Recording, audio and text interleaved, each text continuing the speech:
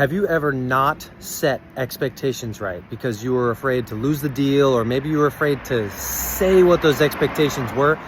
I've been there, and I can tell you that there's two different ways to set expectations. There's from the service provider to the client, then there's from the boss to the employee, right? So number one, from the service provider to the client, you have to understand what the expectation of the client is. So that's you asking those questions. What is your expectation? What is a win in this engagement? What do you expect to get out of this?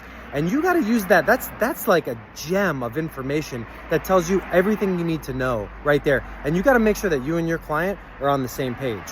Now, if you're a boss, what I would say is don't think that your team members know what your expectations are. You have to go and have that conversation with those team members. You have to make sure you spend time letting them know what your expectations are and giving them the opportunity to like speak into it and say, okay, I agree, I don't agree, or I understand, I don't understand, tell me more.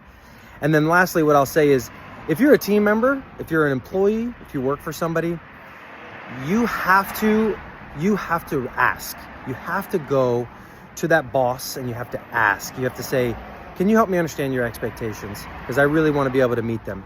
And you have to really get to know those expectations like they're a third person in the room. Like you really got to take the time to ask the questions and intimately understand those expectations. Don't just nod along and say, yeah, I get it.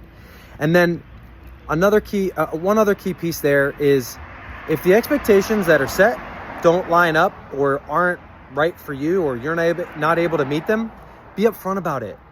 Say something or bow out. That's how you're going to maintain integrity in your field, in your role. You can leave a job for the right reasons and still leave with a positive impact and a positive influence, and people will still recommend you even. And so don't forget those tips.